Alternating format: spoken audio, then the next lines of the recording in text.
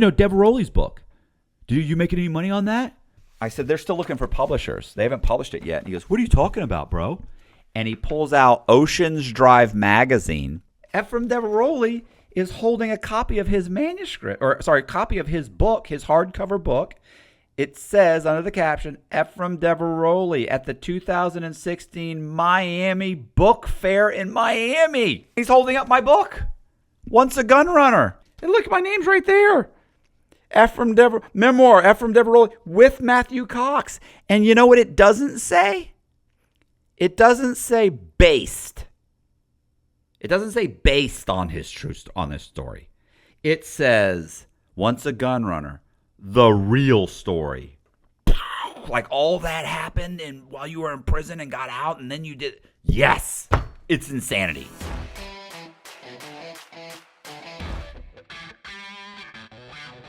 Hey, this is Matt Cox, and I am continuing on my prison story. This is part 12, maybe, because there's some questionable stuff going on with how we're labeling it and the parts. We don't know. It's definitely part 12 of the prison story, part 20-something of my overall story, which who knows how long that will go. I don't know. But here is where we're at. We're at the War Dogs section, or what I like to call, dude, where's my hand grenade? So let me go ahead and give you some background information. I think on my last video, I was talking about RDAP, the residential drug abuse program or something like that, probably, and how I was kind of trying to delay being moved to a camp, and I wanted to stay in Tampa. I was writing stories. There were multiple things. It was my mother. There were multiple factors why I wanted to stay in the prison I was at, and there's a bunch of different things that I did to stay there.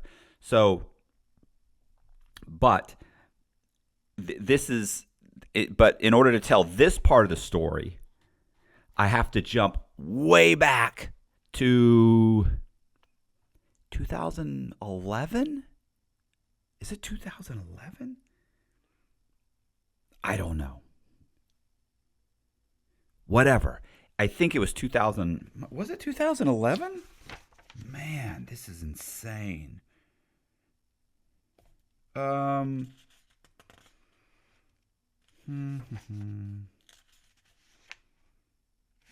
Yeah, I want to say it was like 2000, probably 2011, 2012-ish. I don't know the exact dates. Yeah, I want to say it was late 2011. So in late 2011, I had just finished my memoir. So I had just finished my own personal memoir. I had been writing I started my memoir in, let's say, 2009. Because I had gotten to prison in 2000, I was arrested late 2006. 2007, I was kept in U.S. Marshals holdover while I was waiting to be sentenced. Then I got sentenced in 2007. Late 2007, I got to prison. By 2009 or 10, I was in the low security prison, and I started writing my story. So I was in the middle of writing my story, and multiple things had happened or were happening. It's like super complicated. So if I'm stammering or seems a little sketchy, cut me some slack, bro. There was a bunch of factors going on here. And I'm also wondering how far back I go for context. So I started writing my memoir because if you've been watching this, you understand that I was interviewed by a bunch of programs. I had been on the run. I got caught. I was interviewed by American Greed, Dateline, those types of programs. They came out. I was trying to get my sentence reduced. I was doing a bunch of stuff. But one of the things that continually happened was people kept saying, hey, you need to write a memoir. So what I did was I ordered a bunch of books, whatever, 2 or 3 books. And to be honest, like out of whatever 2 or 3 books that I ordered, the best book I read was a book by this woman who's written like 3 or 4 memoirs about herself.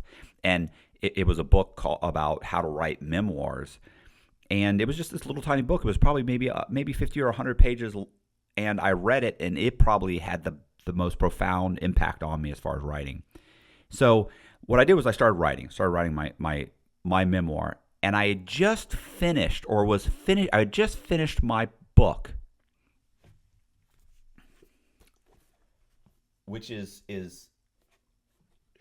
Shark in the Housing Pool, right here.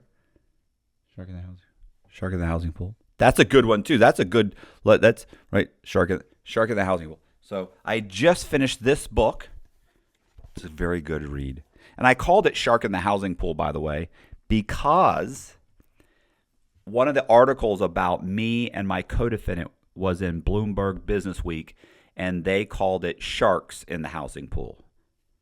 So I went with Shark in the Housing Pool. And I did this, by the way, before I'd ever heard of the Wolf of Wall Street. Because then, it's funny because when I named it that and people were reading it, they were like, oh, Shark in the Housing Pool, like the Wolf of Wall Street. And I was like, what's that? And then eventually the book got on the compound, and I saw the book. And I was like, oh, yeah, okay, I get it. Yeah, that's cool. But actually, I just stole it from Bloomberg Business Week. Anyway, I digress. Here's what happened. There was a guy named Efraim. Scrap that. I'll get to that in a minute. So I had just finished my memoir. And I wanted to try and get it published. Well, traditional publishing is done. Like if you want to have your book in books, Barnes and Nobles, let's say you want someone like Doubleday or Simon and Schuster to represent you and to be your publisher, right? Like you want a big name publisher. Then you can't really go directly to, unless you're somebody major like a huge politician or something, you can't really go to Doubleday or Simon & Schuster or Penguin or whoever. You can't really go to them directly. You typically have to go to a literary agent. So what I did was I started writing letters to literary agents. You're not going to believe this, but there's a lot of literary agents out there, and none of them really want to deal with some guy who's in prison. So what happened was I'm writing letters, I'm getting denials. I end up calling my sister, and my sister tells me, I called my sister and I said, hey, listen, I need to find a literary agent. And I don't know if you know anybody, or maybe if you could look me up some addresses or whatever. I ended up getting a book, and I was mailing out from the book. It's called A Literary Agent's Guide. But I asked her, and she goes, it's funny that you say this to me. And I said, okay, why is that? She goes, because a few years ago, Jack, which is my sister's husband, was representing a guy by the name of Ross Reback. Ross Reback is an entertainment agent. He's also kind of like a literary agent, producer. He's kind of like a jack of all fields. He represented some guys named Ron and Ron in the Morning. They were huge. They're like Howard Stern or Bubba the Love Sponge. Those guys, like he'd represented them. Like Ross was, he represented a bunch of people.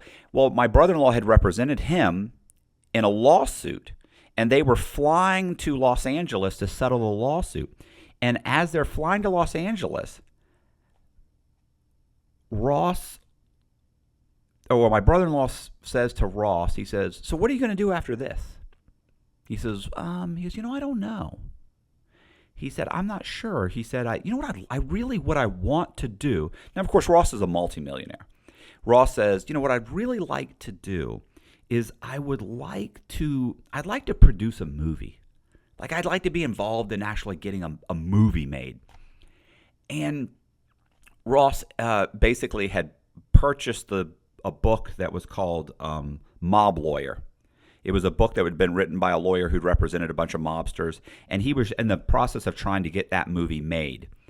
Well, he says, I'd like to be a part of that. And he said, it just doesn't seem like the book that he was representing was going to be able to turn into anything, right? So it had a bunch of big name actors that were interested, but you have to write a screenplay. It's called pay to play. You have to pay somebody. You give some screenplay writer listen, it's a very cliquey business. The point is, he had some issues with it, and he said to my brother-in-law, he goes, you know what he said, I'd really like to make some kind of a crime movie or something like, Catch Me If You Can or something like that. He goes, he goes, there's a guy right now from Tampa that is on the run, and the authorities are looking for him. And I've read a bunch of articles on this guy, and he is super interesting.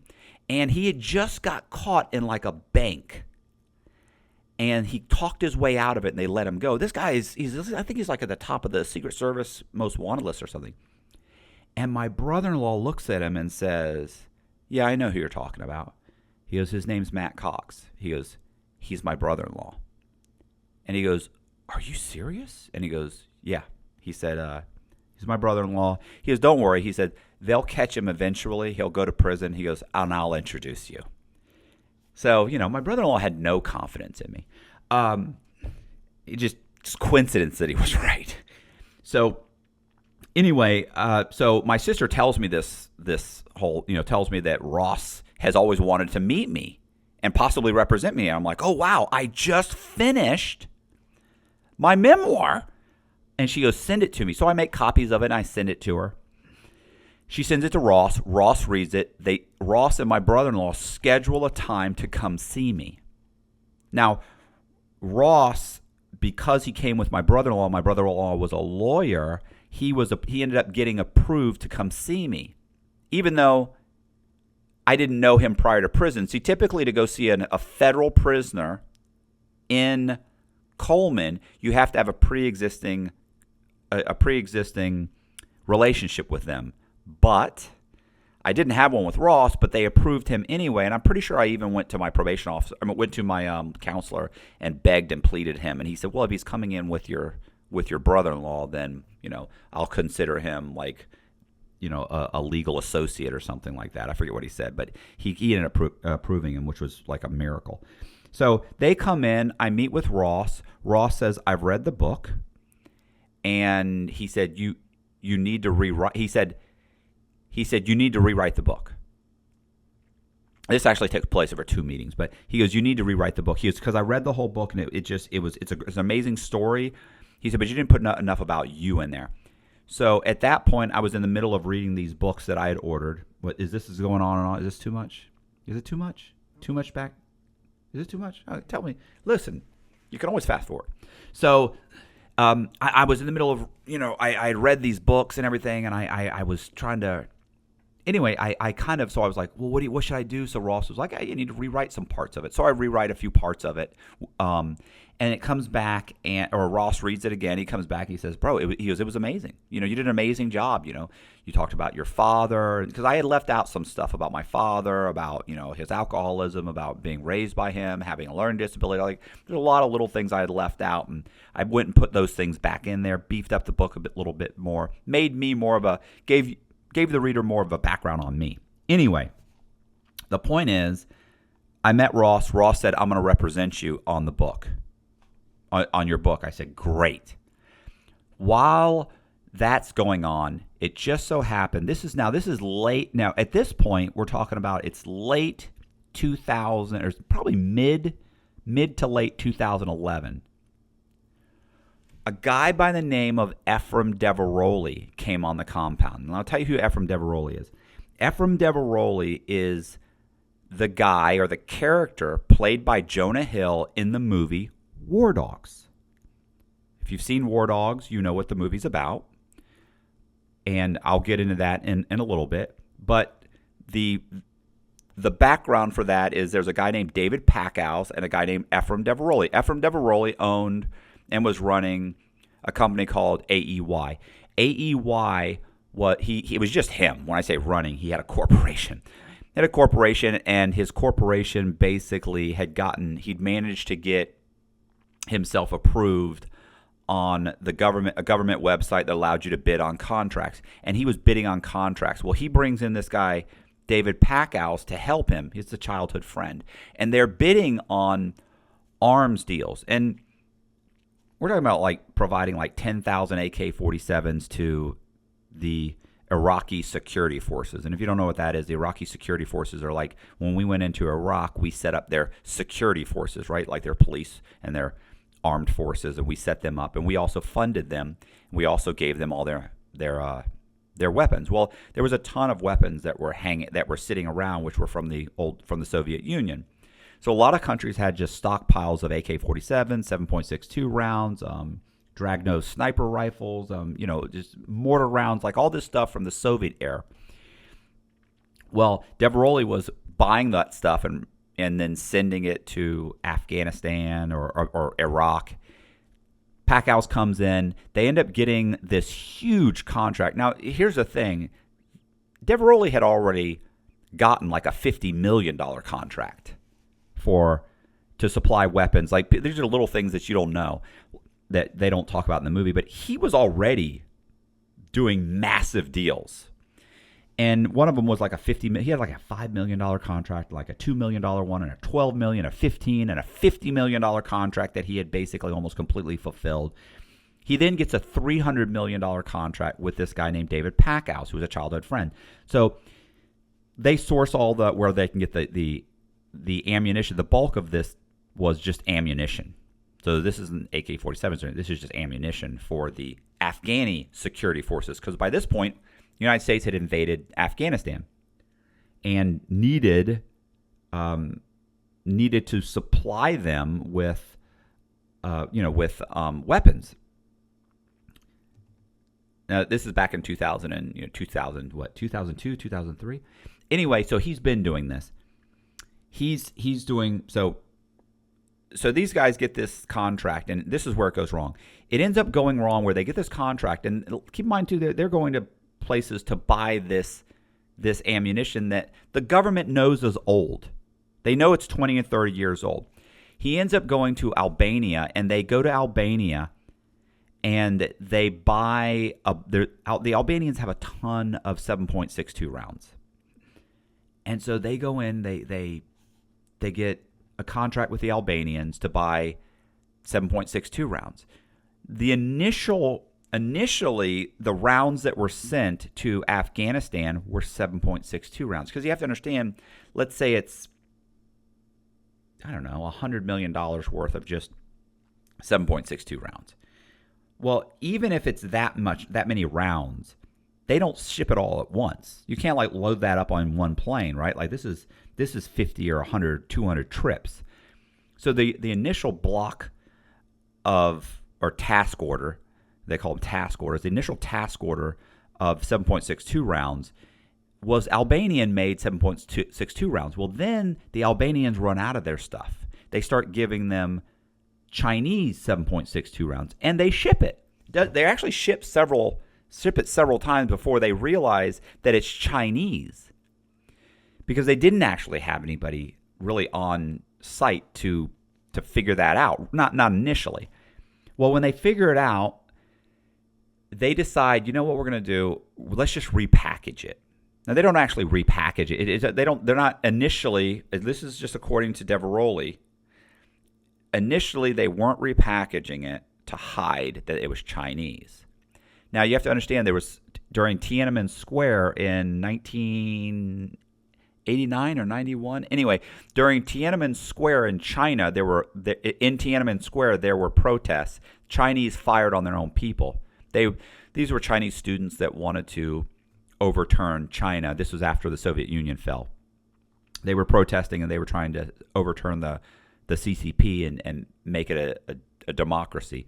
Well, the CCP wasn't having it, and they ordered the military to fire on the crowd. And they fired on the crowd, and they killed, I don't know, maybe 1,000 of their own people. And as a result of that, the United States and a bunch of countries embargoed any Chinese ammunition, or I don't think it's just ammunition. I think it's a combination of ammunition and weapons in general. So they put a ban. They said, look, well, you guys are shooting people. We're not going to buy any more weapons. They could have said, we're going to ban all goods from you because of what you just did. But of course, we wouldn't. We love our phones. So, let's just go with ammunition. It makes it seem like we're doing something. So they said, hey, no more weapons from China. Well, So Diveroli knew, and Packouz knew, hey, we're not allowed to ship this stuff.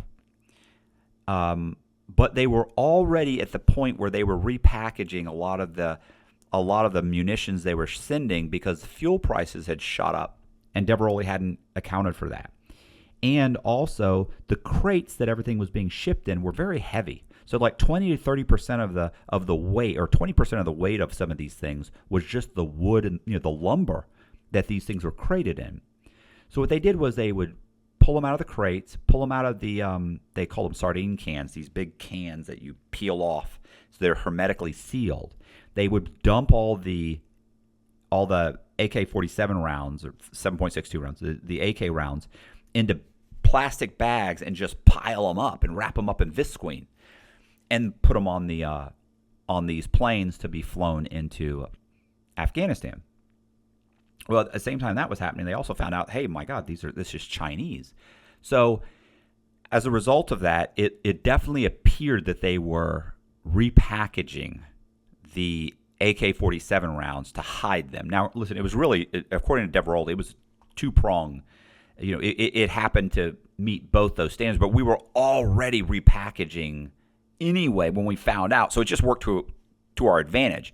Well, they weren't allowed to send that, even though it was all pre-embargo. So prior to the embargo, all this ammunition had been made, which means it's not illegal to buy and sell it, but it was against their contract. Their contract said you cannot ship Chinese ammunition or sell us Chinese or use Chinese ammunition. They were using it anyway. Ultimately, what happens is and I want to say DCIS or something. I don't know exactly the name of it's a military company. It's a military part of the military. They get several complaints saying that Diveroli and Packouz are shipping AK-47s that are being made in China and re-stamped in Hungary. This wasn't true. And that's what caused them to get raided. So their offices get raided because they think they're buying Chinese AK-47s, and they're not. And this was just a complaint that was filed by one of their competitors. Because you have to understand that if you read the book, you'd realize they were beating out their competitors all the time. And the $300 million contract, a lot like in the movie, they were, I think, $50 or $60 million below the lowest bid.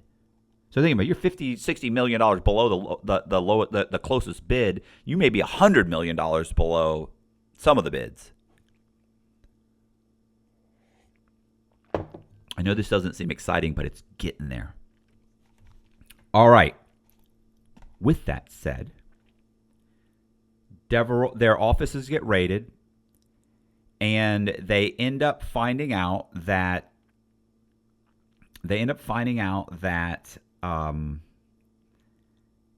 that they're shipping Chinese ammunition. So, hey, guess what? We raided you because of this reason, but turns out when we were searching your paperwork, some stuff came to light. They ended up talking to Packouz. Packouz says, hey, look, yeah, we're shipping Chinese ammunition. And they indict Packouz. They indict another guy named Ralph. And they indict Diveroli. Packouz and Ralph come in and they cooperate and say, hey, look, this is what happened. This is what we were doing. Sorry, my bad. They get probation. Diveroli, on the other hand, ends up doing a deal on probation. He's going to get probation too. But while waiting to be sentenced, he ends up doing a deal with the guy that owns Knight Armaments, which is in Central Florida, and they make Knight sniper rifles for the military. Well, I mean, I guess for anybody really, I guess.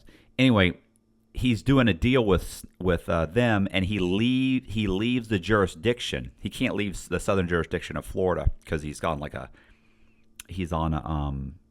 I don't know if he was on an ankle monitor at the time, but he ends up leaving the jurisdiction. When he leaves the jurisdiction, he ends up there's an ATF agent, and the ATF agent ends up handing him like a 9mm, telling him they're going to go shooting. And because he actually grabbed the 9mm and held it, they arrested him immediately for being a felon in possession of a firearm. Just because he held it. And he handed it to him. He brought the gun. Like, listen, Diveroli totally got screwed on this, by the way. I mean, he shows up. He had told the guy, I can't go shooting with you. You'd have to read the book to really see what happened. And there's multiple versions of this story, by the way. There's my version, which is Diveroli's memoir, which actually you're not even be able to read it. And then there's also a book called by Guy Lawson. I should have brought that book down too. I could have shown that one. I have that one upstairs. By Guy Lawson, called The Arms and the Dudes. Same thing, like Diveroli is doing this deal. He has to go to a meeting. They beg him to go to the meeting. They know it's outside the jurisdiction. He finally says, okay, fine. It's only like 20 minutes outside the jurisdiction. They say, bring some weapons. We're going to go shooting. He says, no, I can't do that. He shows up without a weapon. The DEA or the ATF agent hands him a gun. Just like hands it to him, and Diveroli grabs it and goes, he's like, fuck. And he looks at it, he goes, yeah, it's a nice piece, bro. Hands it back to him. Hands him another gun. He's like, yeah, it's a nice piece. Hands it back to him. Boom, they arrest him. Felon in possession of a firearm. So as opposed to Packows and Ralph, who abided by their, the terms of their probation or supervision or whatever you want to call it, Diveroli didn't. And as a result of that, Diveroli ended up getting 6 years? I want to say 6 years. Yeah. I think he ended up getting 6 years. Or was it 4? Might have been 6 or 4. I'm not sure. Doesn't matter. It's ridiculous. Anyway. Using a homeless man's identity, he once borrowed nearly $1.5 million just to see if he could. He is the most interesting man in the world. I don't typically commit crime, but when I do, it's bank fraud. Stay greedy, my friends. Support the channel. Join Matthew Cox's Patreon. Diveroli shows up on the compound in late 2011. I'm on the compound in Coleman, Florida. I'm in a low-security prison. I've just finished my book. Diveroli shows up. I had a guy by the name, I had a guy I used to hang out with. We called him Slow Motion. Slow Motion, because he had a hernia and Coleman, they wouldn't fix it, so he walked around like this, real slow. Anyway, so we called him Slow Motion. So Slow Motion, I'm standing in line with Slow Motion, and he says, hey, man, you know that Rolling Stone article I gave you the other day? And I go, yeah. He said, you know the guy in the Rolling Stone article? He was the kid? I go, the arms kid. And he goes, yeah. He goes, he's sitting right over there. And I go, get the fuck out of there. Sure enough, there was Diveroli. Now, Diveroli, in most of the photos that I've ever seen, is actually thin. But he was overweight in prison, and he was overweight before he got to prison, just before he got to prison, because he had been on an ankle monitor and wasn't allowed to leave his house, so he'd just eaten. So all these pictures you see of Diveroli being like a fat guy, and he's played by Jonah Hill, which is, a guy that's clearly overweight also. He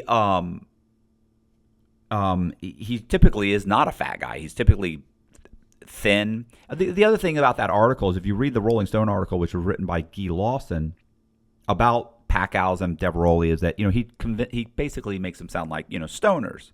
And the truth is, Diveroli is more of a cokehead. He told me. He said, I'm not really a stoner. I'm more of a cokehead. So he basically was not super overweight, but he was when I saw him. He was overweight, but he was working out. He was trying to lose the weight. So I see him, and I'm like, oh, wow, okay, cool. And then my motion says, yeah, bro, he works out every single day. He's on the yard. He's been here for like a week or two. It's like, oh, okay.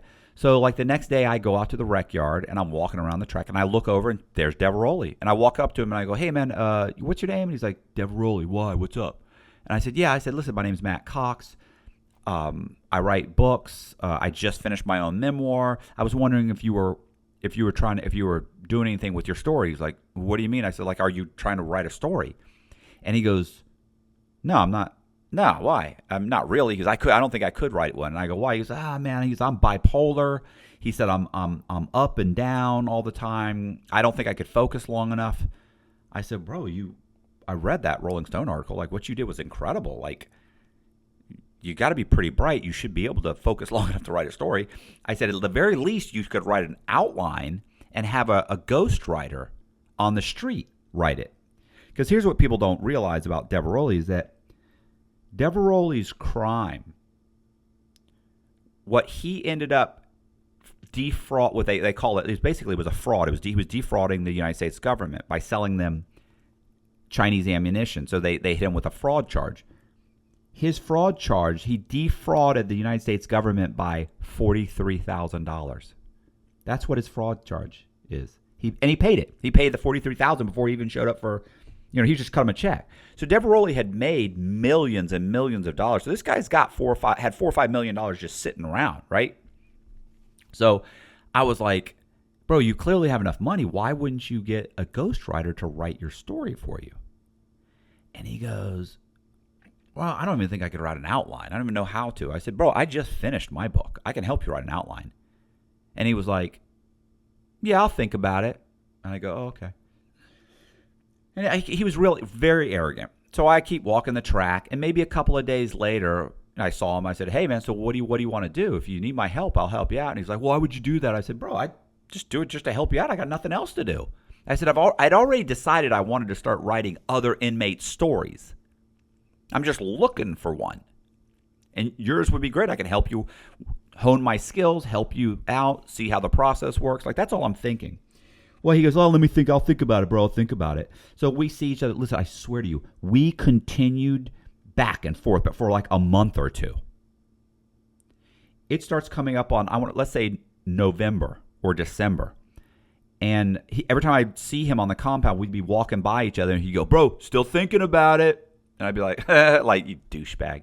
So, I could get, like, at this point, it's like, okay, like, I'm trying to help you out. So then one day he sees me, he goes, hey, bro, what's up? Hey, what's your name, Matt? Matt, I go, yeah. He goes, hey, Matt, listen, man. He said, did you hear that Guy Lawson, the guy who wrote the story in Rolling Stone about my case? And I went, right. He goes, he just optioned the life rights of, or the film rights to the story. He just optioned the film rights to the story. I go, okay. He said, yeah, bro. I go, who bought it? And he goes, Warner Brothers bought it. He said, yeah, Rat Pack Entertainment, I think they call it. He goes, the guys that do the Hangover movies. And I was like, that's like Bradley Cooper and like Todd Phillip, like who? And he goes, yeah, man, he's the Hangover movies. They're going to make, the guys that do the Hangover movies, they're going to make a movie about my life. And I went, wow. And he's like, right, cool, right? And I went, wow, bro. I said, you seem like a pretty smart guy. And he goes, right? And I went, you're telling me that the guys that made the Hangover movies are going to make your movie? Yeah. And I went, have you ever seen the Hangover movies? I said, the guys in the Hangover movies are clowns. These guys are going to make a movie about you, and you're going to be a clown. I said, you're going to have to leave. Like, I know this seems like you're in here forever, but the truth is you'll be out of here in a few years. I said, in a couple of years, you're going to walk out of here. You're going to walk through the front gates. You're going to leave. And you're going to have to go back to being a businessman. And let's face it, you're going to be a laughingstock. If they make a movie about you, I said, you're going to be synonymous with Jeff Spicoli from Fast Times at Ridgemont High. Like, you're going to be a joke, bro. And he was just like, wow. He goes, and I said, wow, I just thought you were smarter than that. And I turn around, I kind of walk away, and he goes, wait a minute. He goes, when can we do it? So I go, well, I mean, we can work on it. And anyway, we still didn't meet for like a month. He was such a nut job. So we end up meeting like a month later. And I'm sure I've gone over some of this before, right? So I've gone over some of this before. It's a little repetitive, but you're getting more detail now, and I'll explain how it ends up, when I end up suing him. So what happens is, that happens, and I end up working with him to write an outline. Well, once I write the outline of the book, I'm just finishing the outline. He says, hey, can I read your book? And I go, sure. So I bring him a copy of my book, and a few days later, he hands it back, and he goes, bro, that's amazing. That's an amazing book. That's the best thing I've ever read. And look, to be honest, I later found out he's read 3 or 4 books his entire life. Like most of what he reads is newspaper articles and stuff. So who knows? Not that it's not a good book, but still. He read my book, Shark in the Housing Pool. So he read the book and he loved it. And he said, hey, I want you to write my book. And I said, wow, you could get a professional writer. He goes, no, bro, you're a professional writer. I want you to write my book. And I was like, okay. He said, yeah. He said, do you have somebody that can represent us? And I went, I mean, you could try and find somebody. I said, to be honest, I said, I have a guy that's representing me. Like, he's just now kind of putting everything together. Like, all of this is happening at the same time. Like, so we can, you know, we could talk to him. Well, I start writing the book right away. And I'm writing the book. And Diveroli, as I'm writing the book, he ends up getting like an entertainment agent to come see him to write up a contract. And this was some entertainment agent from like Orlando or something. She drives out there and meets with Diveroli. At the same time, I have Diveroli schedule a meeting with his mother or sister, his mom and sister, and his brothers come to see him. And I end up having Ross Reback come see me at the same exact time. So Ross can meet Diveroli. So Ross ends up, we both end up going to visitation at the same time. And we get there and they end up meeting Ross. We all end up sitting together. And so Ross basically, and I remember his sister was there and his sister was furious. I mean, his mom was furious and everything. Like, you scheduled a business meeting? Like, we just drove 4 hours from Miami to be here, 4 or 5 hours really, to be here. And you're going to, and he's like, hey, it'll take 30 minutes. So we all sat down, we talked for like an hour or so.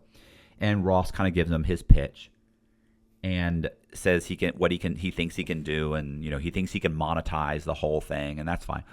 So that meeting ends up ending. And then there's another meeting where his sister, Diveroli's sister, comes. So now it's Diveroli and his sister and me and Ross, and we all end up going to visitation at the same time. Bam. We have to be there at the same time because Ross is unable to get on Diveroli's visitation by himself. So I have to be there. So we're both there at the same time.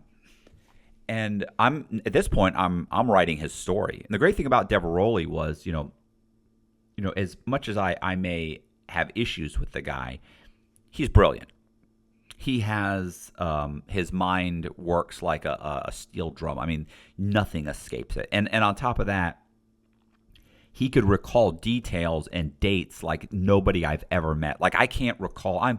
I've been off. Listen, when I was writing my story and I was getting in all my Freedom of Information Act and putting everything together, like, there were some times I was thinking, okay, well, that was 2001. Nope, that was 2002. Like, I'd be off by 6 months or a year on some of the things that I had to track down. Diveroli was like, yeah, that was March. I want to say it was March 6th. Yeah, March 6th, 2000. March 6th of 2000. That's when that happened. It was like, and then I get a document in. Sure enough, March 6th. Like, everything, he was spot on almost every single date and the names of the people. I'm horrible with names. Matter of fact, I think when I told this story last time, instead of saying Jeff Spicoli, I said David Spicoli. People crucified me. I must have had 30 people say, nah, bro, it's David, it's Jeff, not David. So, Diveroli was, and look, he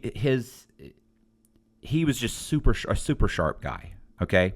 Despicable human being, but a sharp guy. And very smart, work ethic, like, you can't believe, like, all he wants to do is work. Well, he ends up, one day I'm writing, what happens is one day we're all in the visitation and we're talking, and Ross Reback and Diveroli are going back and forth. And I remember Ross kind of lays out all of the things that he'd done over his life and all of his successes. And Diveroli's sister says, well, maybe you just get lucky. And he goes, well, if I get lucky, I get lucky a lot. And I remember, and I said, I go, well, I'd rather be lucky than good. And so it was just like boom, like we hit her, bam, bam, and she just shook her head. And Diveroli starts laughing, and he's like, yeah, I definitely think we can work together.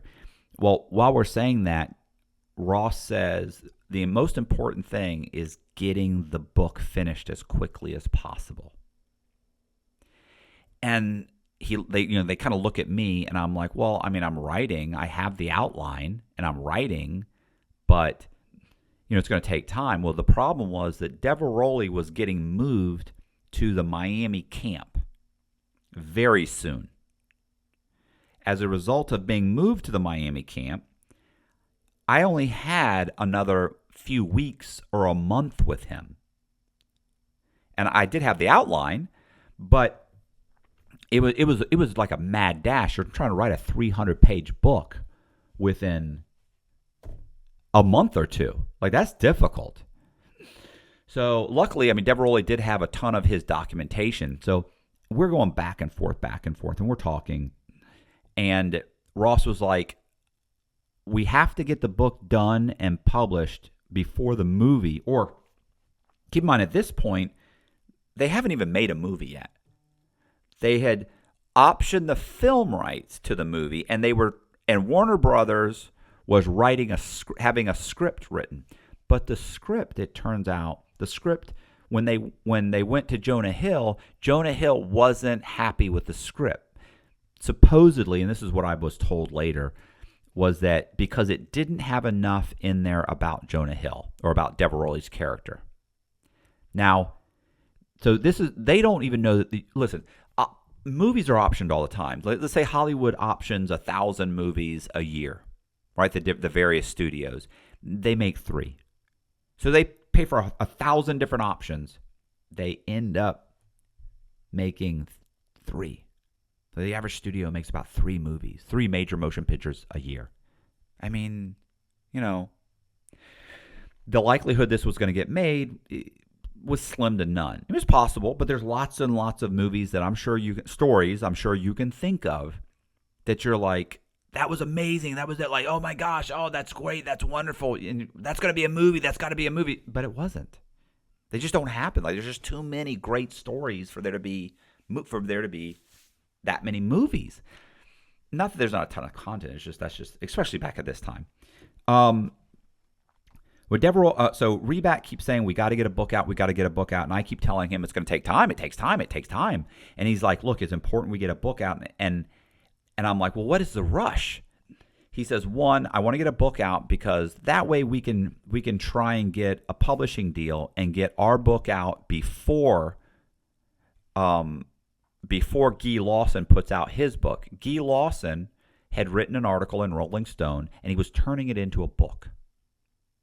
So we wanted our book out first. 2, Ross said, if I can get our book out first, I can try and get a series made or our own movie made. And if we can get our movie greenlit before Warner Brothers' movie, most likely they will not do a movie, and our version will come out. Okay, that makes sense to me too. They weren't that far ahead of us.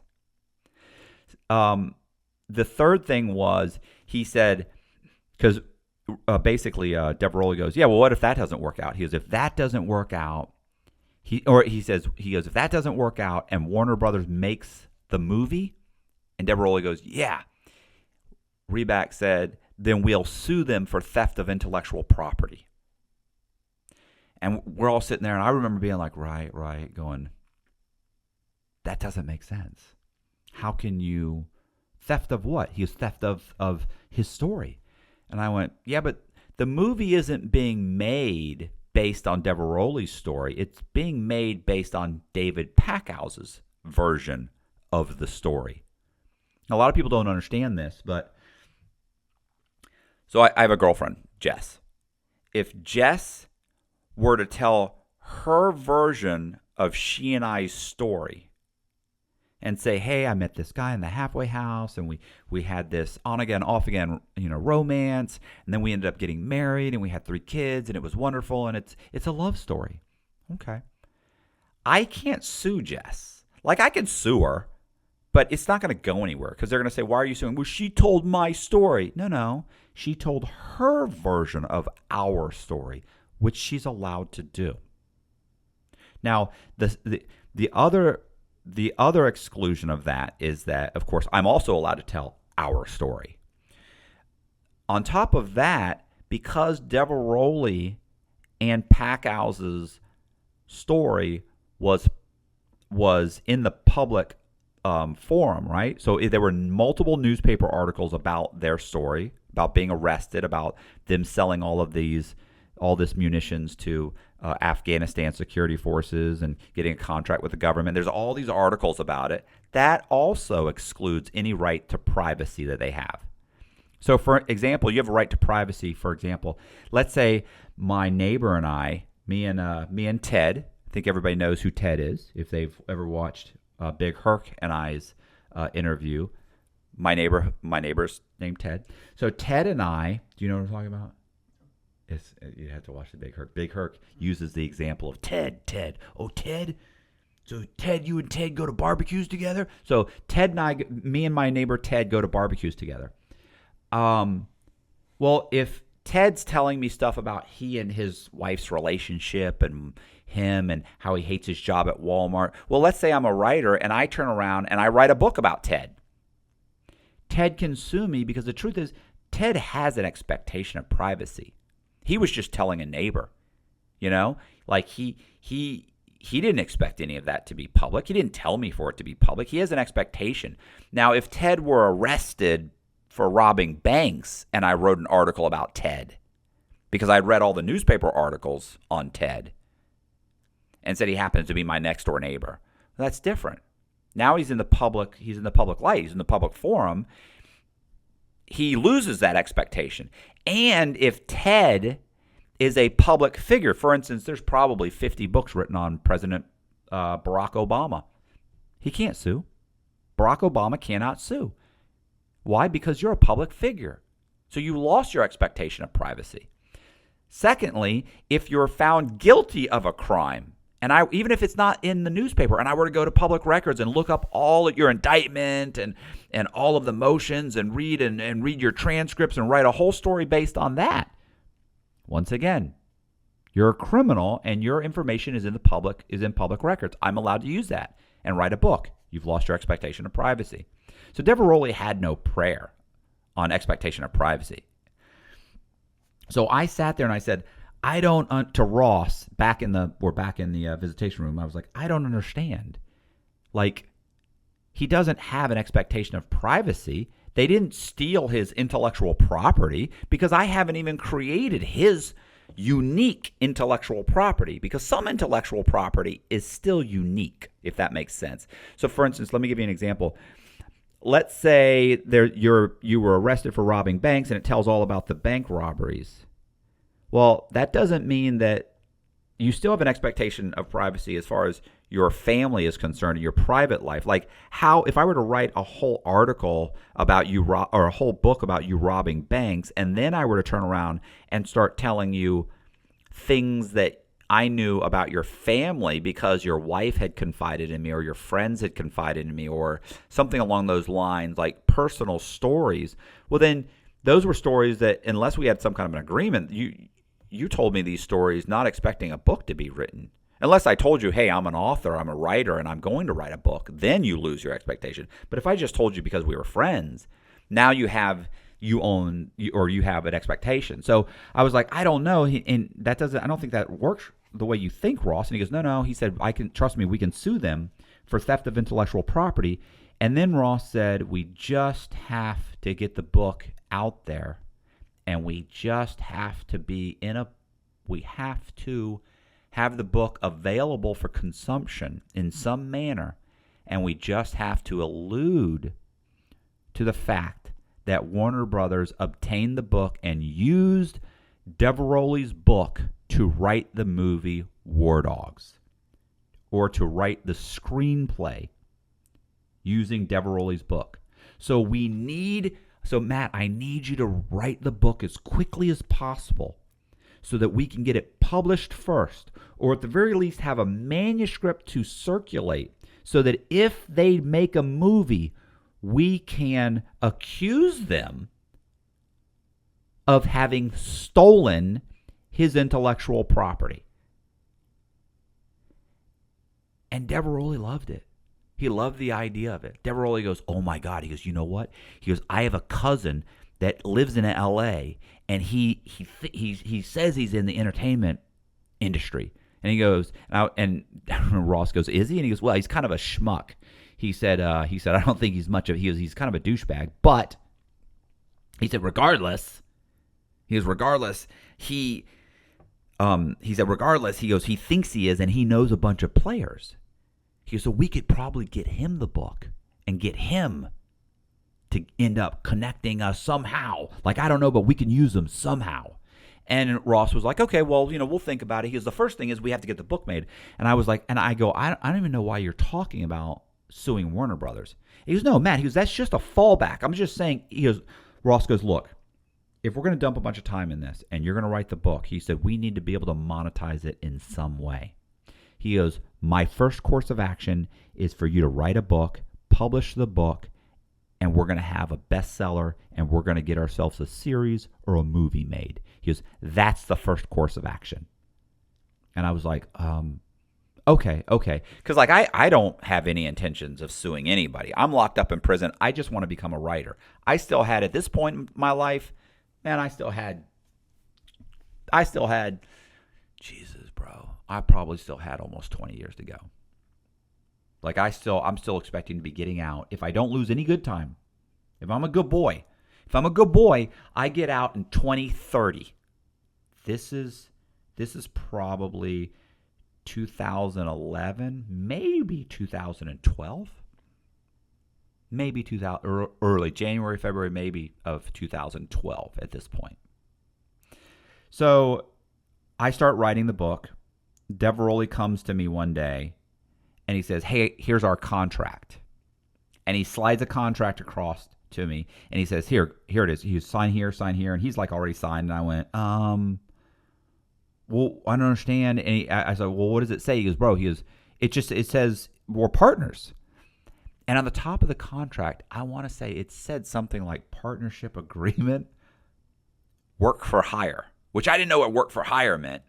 Because it just means that it's like basically we're partners, but I'm hiring you as a partner. Like, he kind of briefly explains it, and to be honest, like, I was so excited to be a part of the project. Like, I just signed it because I trusted what he was saying. Like, I didn't realize what a scoundrel the guy was, and I thought it doesn't really matter. Ross is involved; he's not going to screw me over, so I'm good. So I sign a contract. I keep writing the book. As I'm writing the book, more and more red flags are showing up. Like, there's more and more things that I'm realizing, like, wow, this guy's a scoundrel. Like, he's telling me more and more stories that are just horrific about him, basically like bait and switch. He's doing what's called a bait and switch. He's doing things like he would go in, and what's so funny is, like, this is like one of the reasons he probably doesn't even want the book out, is because he's doing stuff like he would go in and, let's say for like helmets, he would go in and order. He'd have an order for like 10,000 helmets, and he would go into a manufacturer and say, "Look, I need these helmets for." Let's say the helmets are going for $200. He'd say, "I need them for $100," and they'd go, "That's crazy," and they'd argue with him, and he'd say, "I have a contract for 100,000 helmets. I have a 100,000 helmet order from the U.S. government, but I need the best deal possible." So they come down to, let's say, $110 a helmet. And he goes, okay. He goes, the first task order is for 10,000, and they give him 10,000 at that price, that super reduced price, because they think they're going to sell 100,000, and he pays them. And then when they say, hey, we're doing the next order now, he calls them a week or 2 weeks before they're due, and he says, hey, listen, you're not going to believe this. They canceled the order. But he got the 10,000 at $110. Should have paid 100 or 200. But he got a reduced price because they thought they were selling 100,000. Like, these are the kinds of things that he's doing, Or he would go, and he basically said like it was a legal bait and switch, where he would go in and he would, you really have to, he would go in and he would say, he would bid on a contract for, let's say, sniper rifles. For, let's say, night sniper rifles. He would bid on a contract for sniper rifles they cost $2,000. Let's say, really honestly, they cost like $3,500. $3,500, but maybe if you bought a bunch of them, you get them for like $2,500. He would go in and say, I can get them for $2,000 a piece, and he's going to get 2,000 of them. Let's say it's $2 million, a $2 million order or something. I don't know the exact numbers, but the point is that the government says, okay, fine, you won the bid because a lot of people are bidding on it. He wins the bid. Great. He then turns around weeks later and goes to the government and says, listen, I want to fulfill this order for you.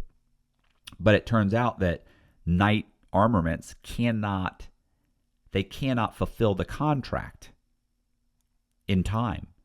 But I can provide you with an equivalent product, and that's allowed in the contracts. In those contracts, you're allowed to give them an equivalent. So he would say, here's the specs for the Knight sniper rifle. Here is the specs for the Panther sniper rifle. The Knight sniper rifle is made in the United States. The Panther sniper rifle is made in South Korea. And they go for $1,500. And he would then, so now the government comes in and the U.S. government says, well, can you get them there to us on time? He says, yes, I can. He says, okay, we'll go with that. Keep in mind, this is some purchasing officer in Iraq. This is a purchasing officer in Iraq who's probably a 22-year-old kid who doesn't care. They meet the specs, fine, we'll take those. Then he turns around and goes to Panther, and he argues with them to the point where he can get that Panther sniper rifle for $1,100. So imagine he underbid he never was gonna give you the Knight sniper rifle. You were never gonna get those. Like that $2,000 that he said he was gonna get them for, or $2,500, he was never gonna give them to you for that. So he's now selling Panther sniper rifles for double what you could buy them brand new off the fucking shelf.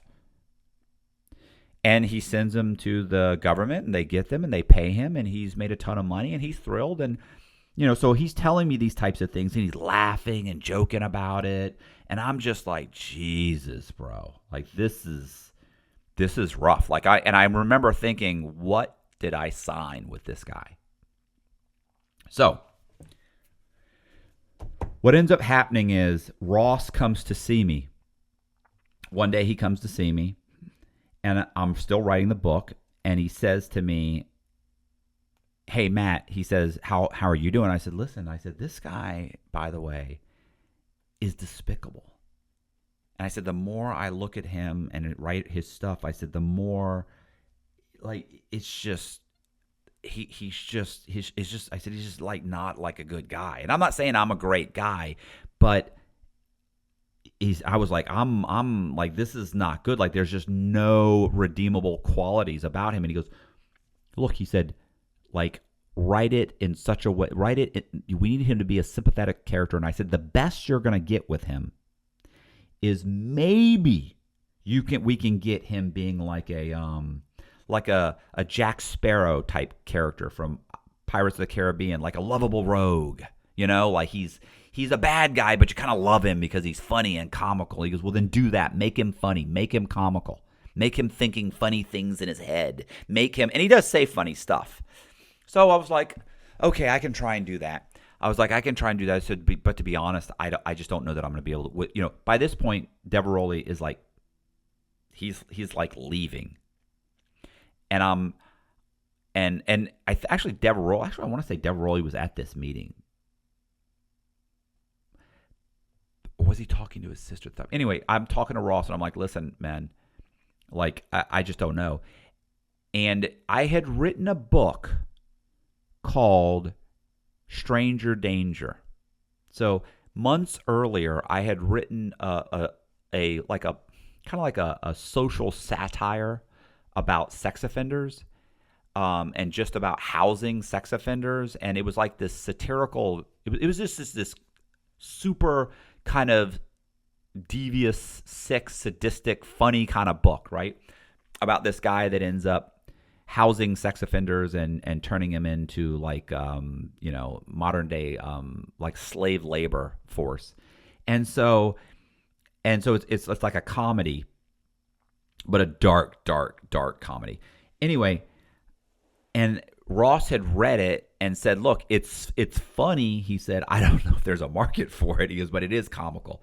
And I remember saying, listen, Diveroli is I said, the guy, the lead character in Stranger Danger has better qualities in him than this. I said, than Diveroli does. Like, he's a more sympathetic character than Diveroli is. And I said, plus I said, there's just, and he goes, well, I don't know. I read that book. He said, he's like, and there were funny parts about that guy. And there are parts of it where you kind of like him. And I said, he has a lot in common with Diveroli. Like, he has a mother that is constantly, bugging him. And there's a lot of similarities. And he goes, well, listen, he said, I need you to finish the book as quick as possible. He goes, pull scenes out of that book and put them into Diveroli's book. He said, to get it done as quickly as possible. Now, keep in mind, I'm a work for hire. So I'm not writing this as a journalist. I'm someone that you hired to write your book the way you want it written. And so I was like, jeez, bro.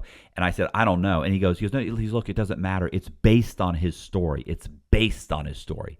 Kind of like Frank Abagnale's book is based on Frank Abagnale's story. The truth is, a lot of that stuff is exaggerated and inflated. And in some of Frank Abagnale's case, it's completely fictionalized.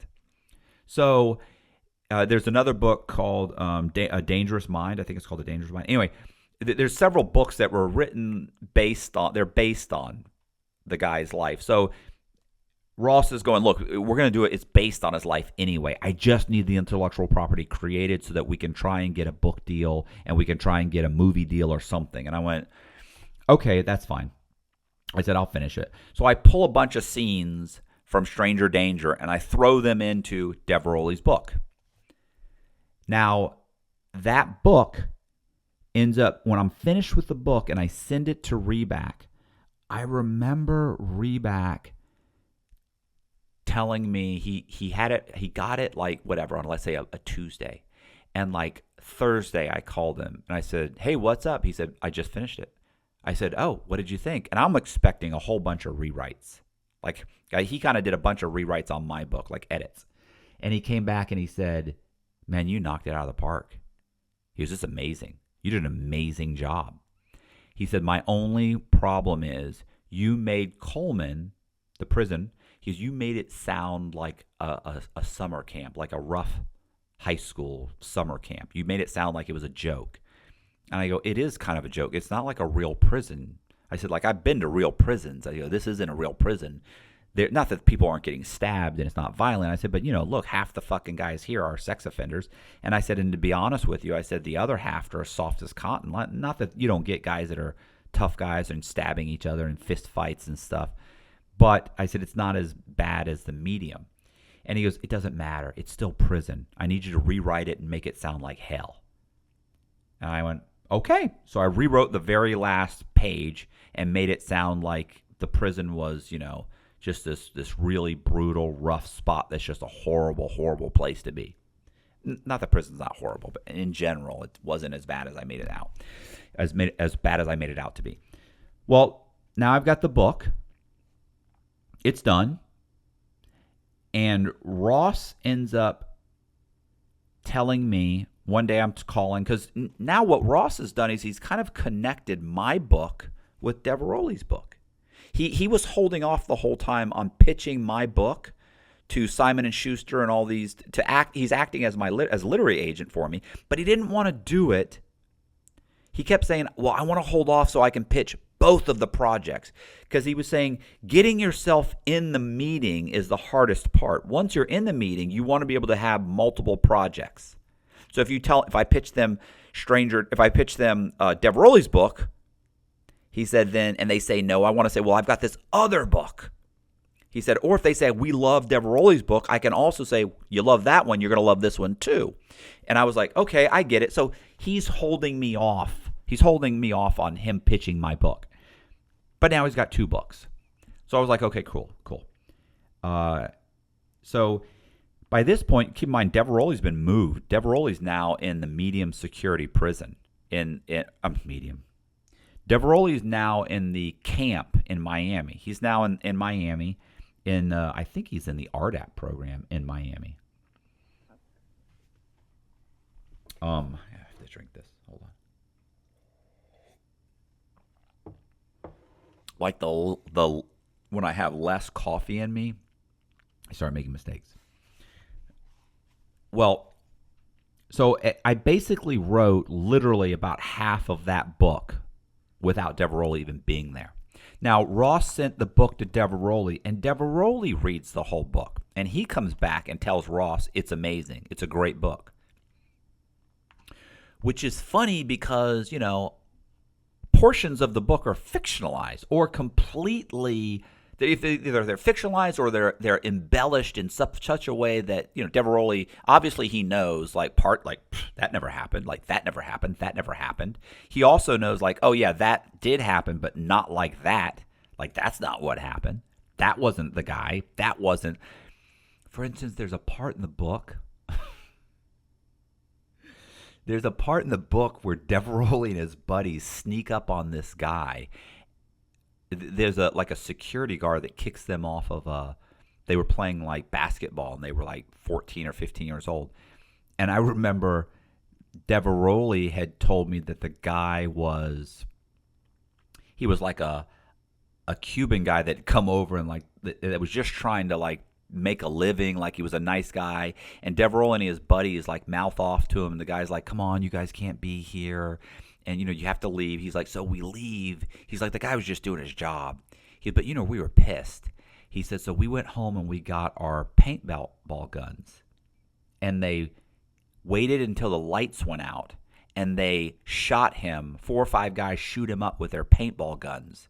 And the guy's screaming and hollering and yelling. And they shoot him up with the paintball guns. He calls the police. The police come and they end up, running back home. Well, of course, I end up having to rewrite that whole scene. Diveroli, when he read it, was because Ross told me, well, Diveroli said that, he was laughing about how you changed some of the scenes where, he said that guy was just a hardworking guy. And I ended up saying, he had a mullet. He was a white guy. Had a mullet. He was, you could tell he was a former football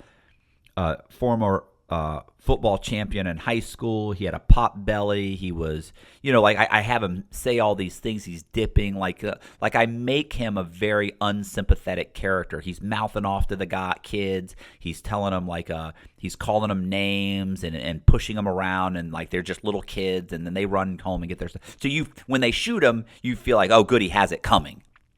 But the truth is, he didn't have it coming at all. He's just doing his job. You can't be you cannot be on the courts this late. They're closed. You have to leave. Well, so I rewrote that whole thing because they wanted him to be a sympathetic character. I can't have you running around with a paintball gun shooting security guards who are just doing their job. Especially an immigrant who's, he's Hispanic. Okay, now you look like you're a racist or something. But you can shoot a white guy. So I have him shoot a white guy with a mullet who's And Ross, of course, loved it and laughed and said that's great, I love it. But I did that throughout the whole book. I'm altering things to make Diveroli look as good as possible because you can't make him look the way he truly is. Jonah Hill made Diveroli look soft and cuddly in that movie compared to the real Diveroli. So, back to the story. What ends up happening is I got the book. They love the book. They're all into the book. And Ross calls me up one day and tells me, I said, hey, so how's it? Oh, he didn't call me up. I'm in prison. He doesn't call me. Nobody calls me. I'm in prison. So I call him up one day, and I say, listen, Ross, hey, what's going on? And he goes, oh, it's going great, man. I just had a meeting with Simon & Schuster. I said, okay. He said, he'd been talking to screenwriters. He's talking to, he had a contact at Simon and Schuster. They had read the book. They loved it. They read my book. The guy loved it. He said he was getting a deal with Simon and Schuster for both Diveroli's book and my book. That's huge. Like, that's huge. So I'm excited. And the other thing he tells me is he's got the manuscript, and Diveroli's cousin, who is in LA, had put him in contact with another kid who was a producer. His mom is the producer. His mother, there was a movie called Blackfish about orcas. You ever heard of that? Like 20 years ago. Anyway, his mother owned a production company that did documentaries, and she had done a super successful documentary called Blackfish. Well, her son, I forget his name, was partners with another kid, and the Diveroli's cousin had talked to them and said, look, my cousin's Efraim Diveroli, he just finished his memoir. Would you guys like to see it? I have the manuscript. And they said, we would love to see it. And so I'm like, oh, that's great. And Ross says what's even better is that one of the two partners, a guy by the name of Shimmy, I'm sure it's a nickname, right? Shimmy's father is, I forget his name. I have it written down. Somebody Spira, who is one of the, not CEO, one of the presidents. He's a president, not the president. They have multiple presidents. He's one of the presidents of Warner Brothers. And I was like, oh, okay. I said, so you want Shimmy to give the manuscript to his dad? And Ross says, no, you don't understand. He said, Jonah Hill and Miles Teller have signed on to play Diveroli and Packows. They're probably going to get the movie made. It's too late for us to get the movie made. He said, but these guys are signing on and they're rewriting the script right now. And I went, okay. And I said, so I don't understand. He said, well, I think he was waiting for those two guys, Shimmy and the other guy, to get them NDAs, non-disclosure agreements. He had sent them non-disclosure agreements saying, I'll send you the manuscript, but you can't give it to anybody. They were like, okay. So they signed them and send them back. He goes, once I get them back, I'll send them the manuscript. And I was like, okay, I don't understand. He goes, well, the fact that his father is the head of the studio, one of Warner Brothers studios, he's a friend of the president's. He goes, it just works to our advantage. That's all. It just helps us. And I'm like, oh, okay. And I didn't really understand. You have to understand, by this point, I'm already writing other people's books.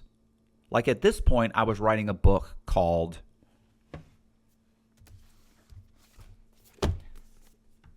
Bailout. Bailout. Let's go this one. I like this one. This one's better for the book. This angle, I think, is better for the book. So Bailout, which was a guy by the name of Marcus Schrinker. So at this point, I've got guys lining up saying, bro, I want you to write my book. So I wrote the book Bailout. Putting that one there. So I remember being like, oh, okay, cool. To Ross, like, okay, cool. Like, this is just a phone call where I'm telling him what I'm doing, because we would send emails back and forth. He'd be like, call me tonight. Tell me so we can talk. I'd call. He'd say, hey, here's what's going on with Diveroli. I'd go, okay. He'd go, what's going on with Schrinker? And I'd tell him what's going on with Schrinker. And he was ordering documents for me for Schrinker and mailing me stuff. Like, he's helping me with Schrinker. And I'm like, okay, even though he didn't want to represent me on Schrinker's book, he was like, no, I absolutely don't want to represent you, because Schrinker's a scoundrel. More so than most people. Yeah, definitely. More so than most people. So I'm like, okay, cool. So we're talking, and he tells me the thing about Shimmy. And I'm like, all right, cool. No big deal. I end up getting off the phone. I'm writing Schrinker's book. I end up finishing Schrinker's book. And I end up, I finished Schrinker's book, and I end up working on I started working on another book by this kid, for this guy, Douglas Dodd.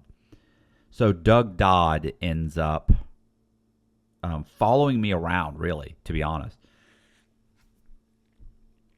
Doug Dodd is following me around and begging me to write his book. It was called, the book at the time, I was calling it, I called it Oxy Rush. We were calling it Oxy Rush. So, and Doug, I remember Doug Dodd comes up to me. It was a story about a bunch of kids who were selling pills in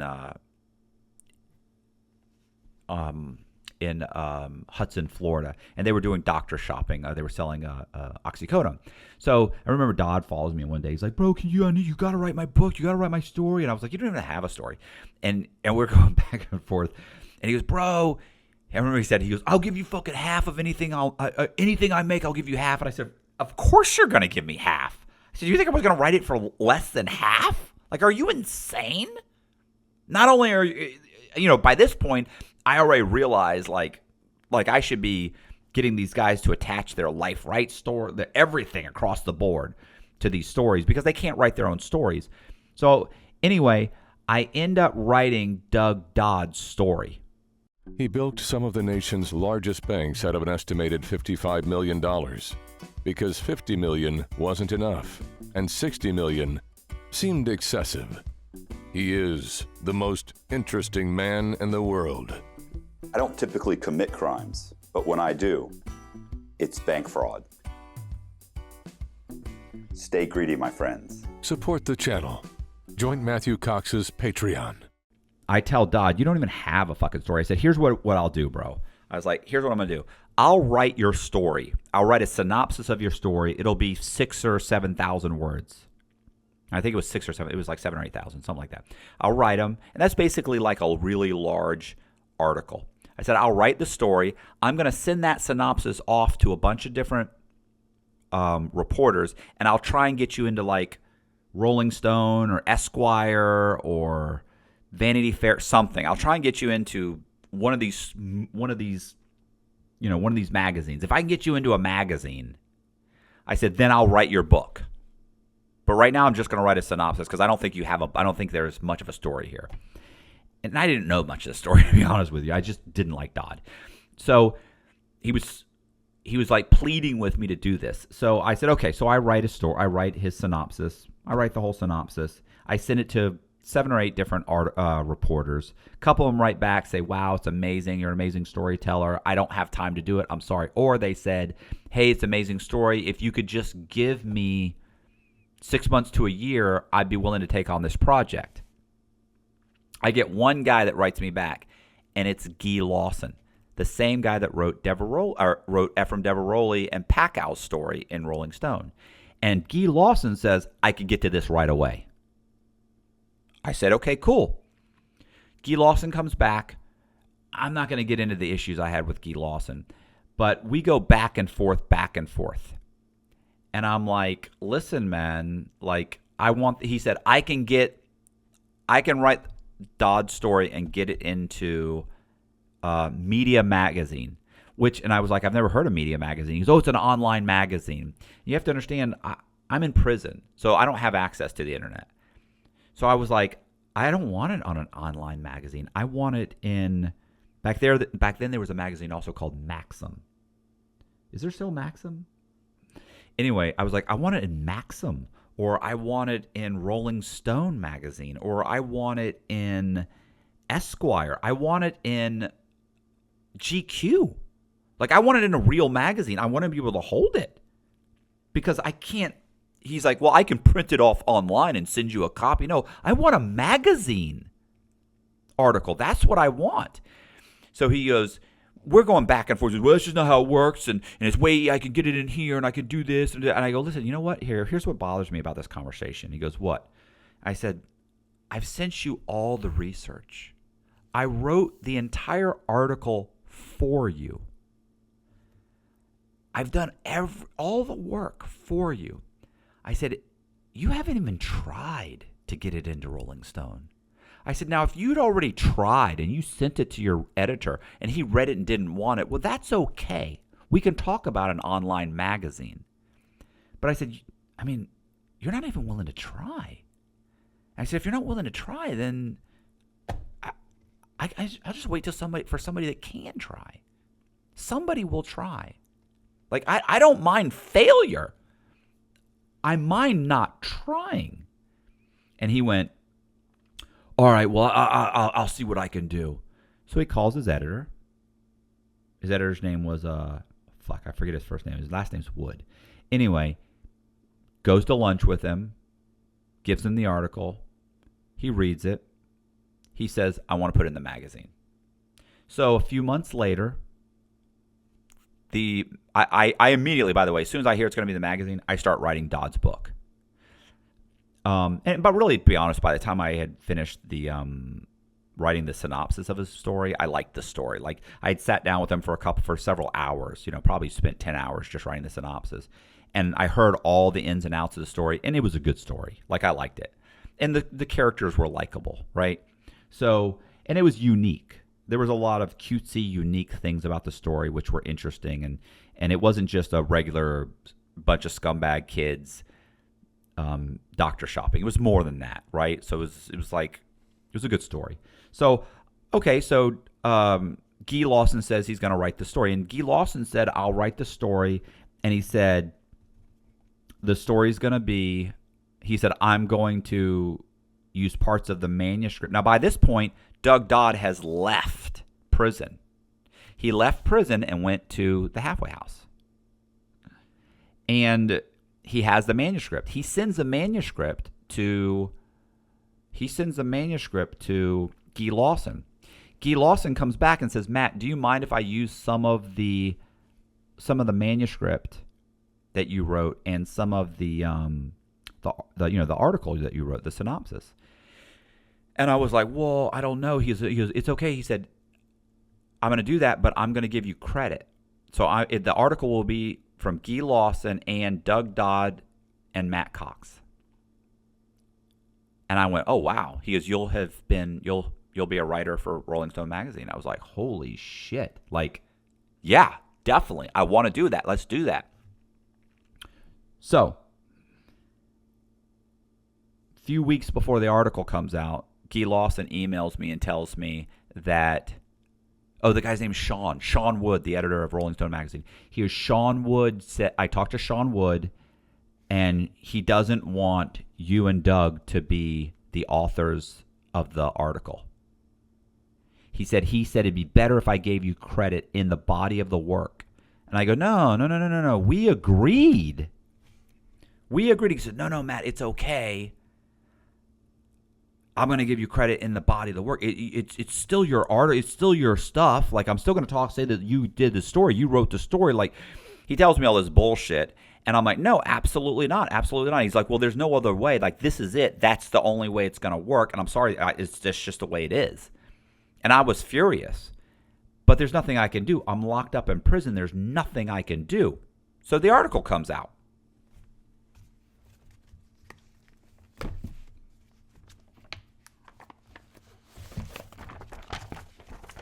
So the article comes out in Rolling Stone magazine. Here it is. So let's go that one. Look, that's the front cover. Okay. Now switch here. Huh? That's the article. Right? That's the article. He calls it The Dukes of Oxy by Guy Lawson. Guy Lawson didn't write any of this article. Guy Lawson pulled 95% of what's in here out of my synopsis that I sent him. He barely changed anything. He did, however, mention right here that a while back, Doug Dodd and his writing partner, Matthew Cox, sent me a document titled Oxy Rush, from high school wrestlers to oxycodone kingpin, asking if I might be interested in writing about the story. More pictures. Let's look. More pictures. There's more pictures of Don and his high school buddies. They've got Don. More pictures of Don. More pictures. There's more pictures. Oh, more pictures. So it's a good it's a good article. It was good. It was a good article. Like, it wasn't great, but it was good. You know, anything that Guy Lawson touched on the article that altered my story at all made it bad. I hated it. So anyway, no, it was a decent article. It was a decent article. And, you know, because Dodd and I had an agreement, you know, in writing that I was going to get a portion of the, you know, we were splitting up the his rights. Guy Lawson ended up optioning the Rolling Stone article. So he optioned it to New Line Cinema. And an option is, you know, you give them 18 months. They give you some money, and they get 18 months to turn it into a movie. And then in 18 months, if they haven't turned it into a movie, then they give you another. They pay you again, and they can extend it several times. This has been extended, I want to say, 4 times. So they end up optioning in. Of course, Doug gets some. Well, of course, Guy Lawson gets the line share of it. Doug Dodd gets some money, and I get some money, which is great because I'm in prison. I have no money. And the best thing about that whole thing was that I was able to take this article and send it out to literary agents and get a book deal. Now, the reason I didn't go to Ross Reback and get a book deal is because at this point, Ross had not pitched my book yet. He hadn't pitched. He was pitching Diveroli's book. He'd pitched Diveroli's book and my book, but they didn't have a book deal. Like Simon & Schuster is trying to get them to sign. Diveroli isn't returning any letters. Like, I've written him letters. I've tried to call him. Nothing. I've got nothing from this guy. Ross is telling me, well, Diveroli doesn't really feel like he should be talking to you. You know, like, he just got out. He's concerned. He's on probation. He doesn't want to get in trouble for talking to a felon. Like, it's all bullshit. And I just was becoming more and more distrustful of everything Reback was saying. Also, by this point, Diveroli was being asked to be interviewed by the New York Times. We're talking about the New York Times, the LA Times. CNN wanted to do a documentary on Diveroli and his memoir and the writing of the memoir from inside of a federal prison with me. So you're supposed to be promoting your memoir, and you're not doing it. You're not returning calls. You're not doing anything. And at this point, I end up writing Well, look.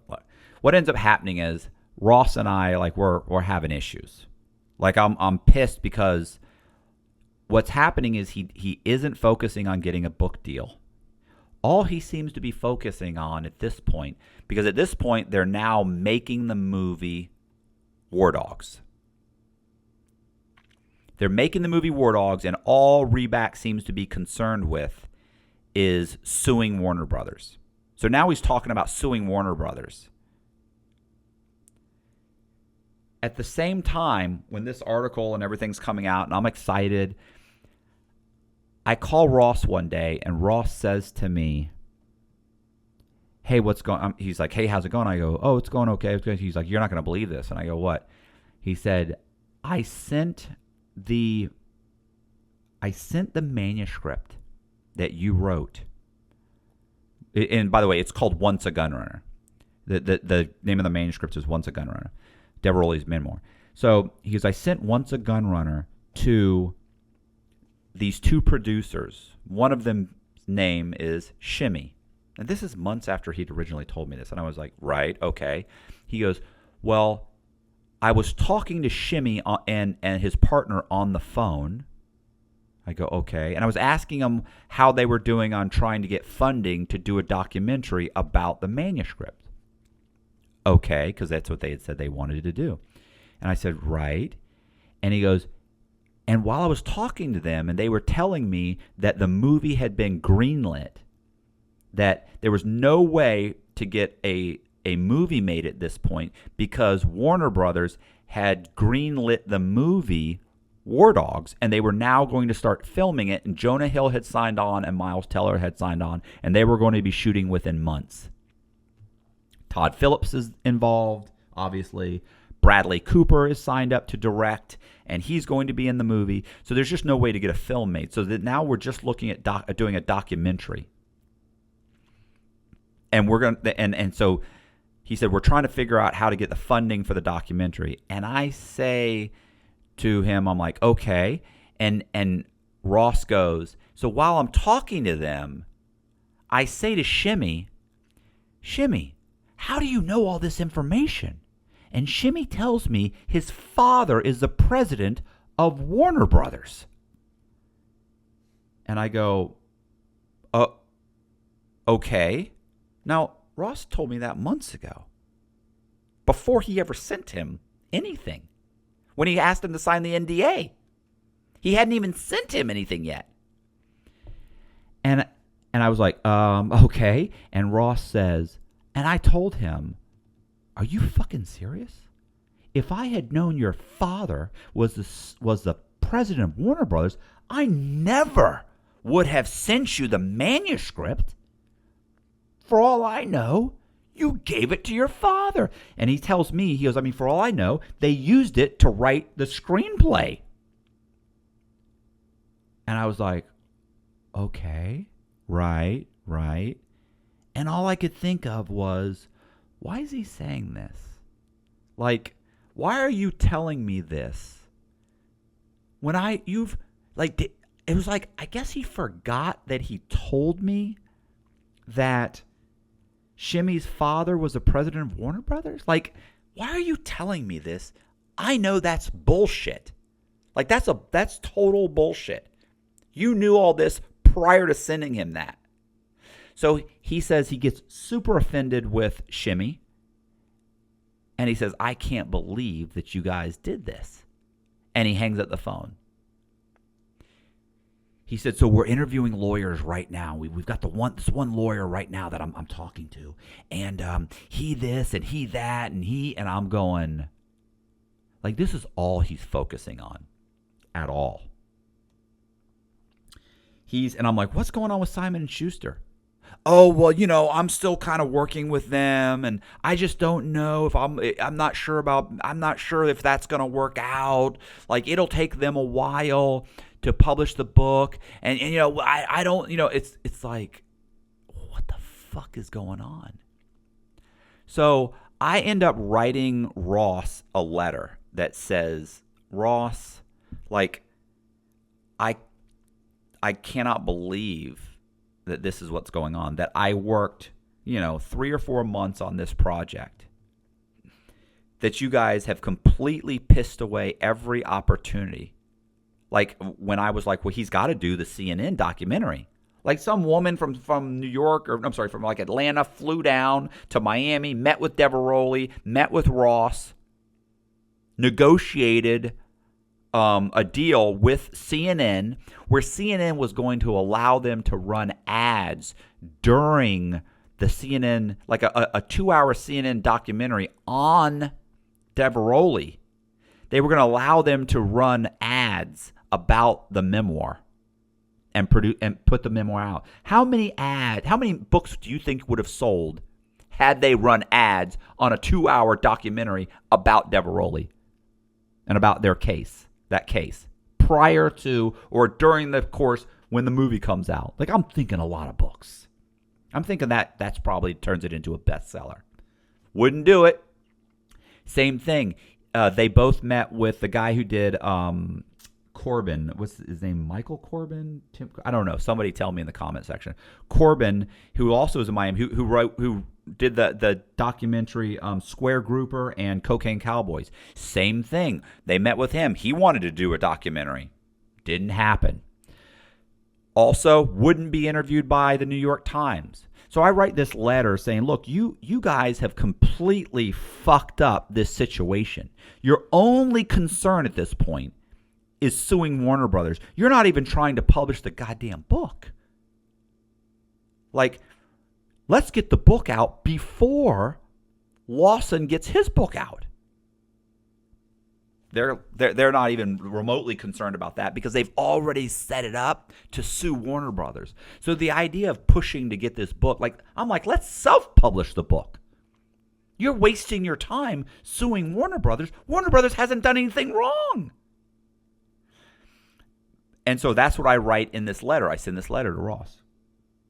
So I mail this letter to I send this letter to Ross, and I don't hear from Ross anymore.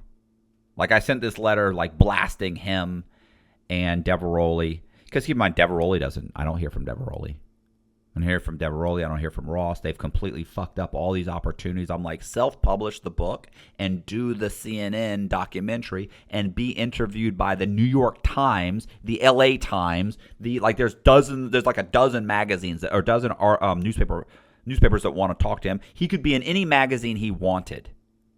And there would have been a 6,000 word article on him. And it could have been about, and I just wrote my book. Like, you would have sold a ton of books.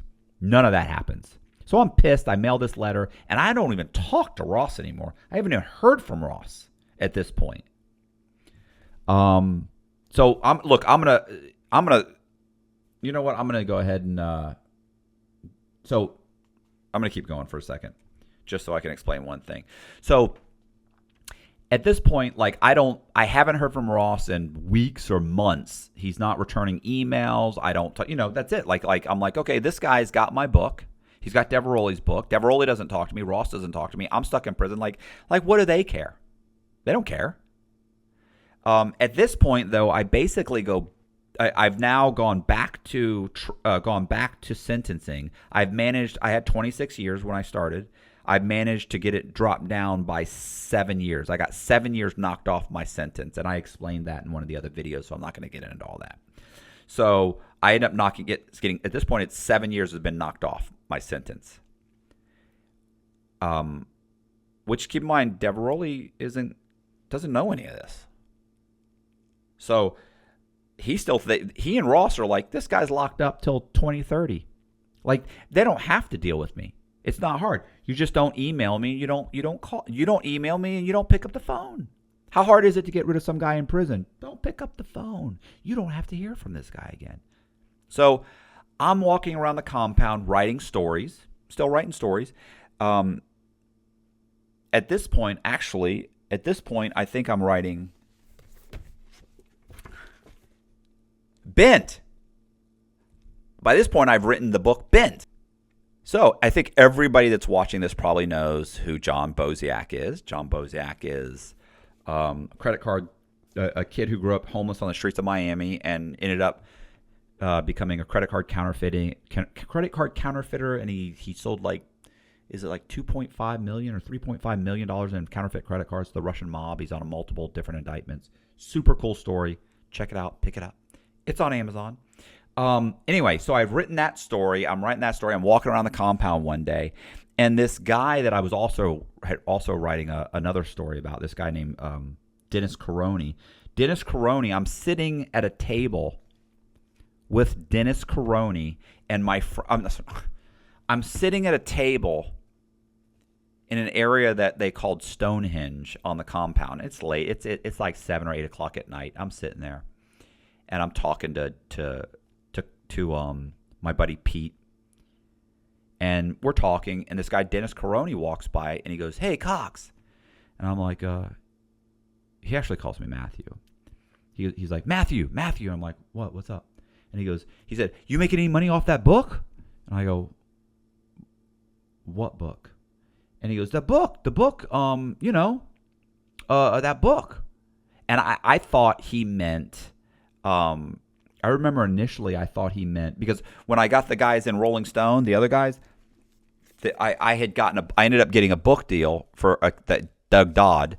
We ended up getting a book deal. I wrote his book, ended up writing his book, and I got a second. So now I got another literary agent because I don't trust Ross anymore. So I've got another literary agent. And I end up writing this story,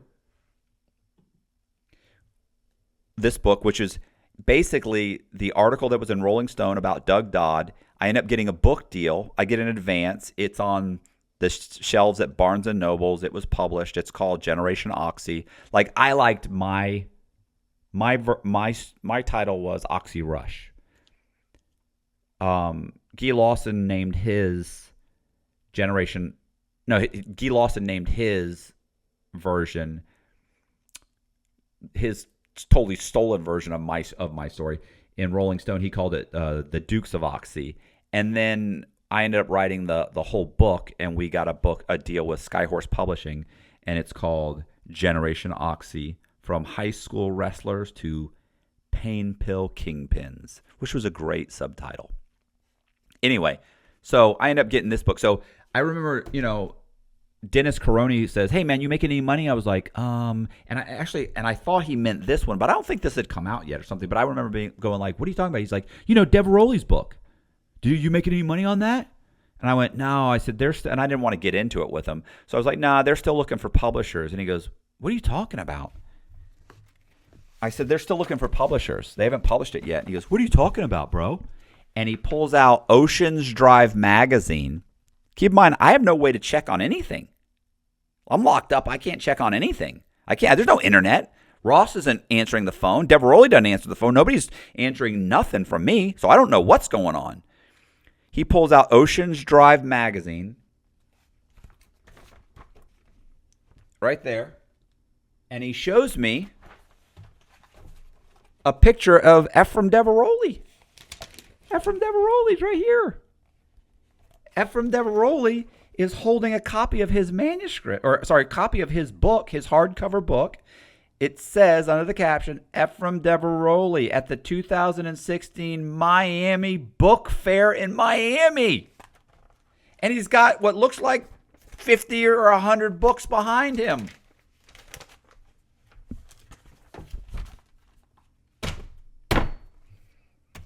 And he's holding up my book. Once a Gun Runner. Let's do this. Look right here. We're going to switch. Once a Gun Runner. He's holding up Once a Gun Runner. And look, my name's right there. Memoir, Efraim Diveroli with Matthew Cox. And you know what it doesn't say? It doesn't say based.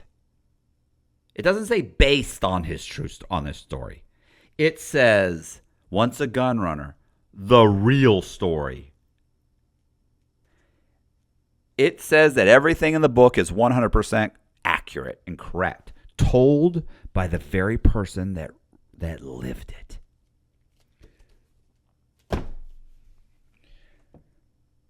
I remember being very concerned about that. I immediately was just like, I just remember this wave of heat running over my whole body. And Pete goes, "What's going on?" Because I just met Pete. And so I tell Pete what's happening. And Pete is like, "Oh, wow, that's crazy, bro." Pete goes to his mother, goes and gets on the phone, calls his mother. I end up going and calling my sister, and we end up getting several press releases sent in, and it turns out that they had just filed their lawsuit. And in their lawsuit, Ross explains that Shimmy had given the manuscript to his father, the president of Warner Brothers, and they had used the manuscript to rewrite the screenplay, and they were shooting that the entire movie had been shot based off of Diveroli's book and not Packow's. Not Packhouse's version, or not the Rolling Stone version of the story, which is based on Packhouse's telling of the story.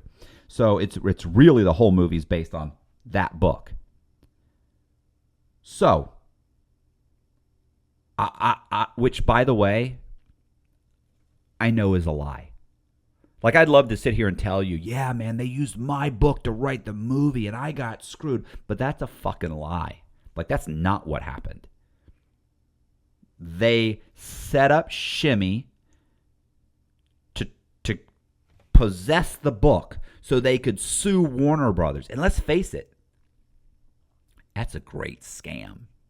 Like, that in front of a jury would play out amazingly.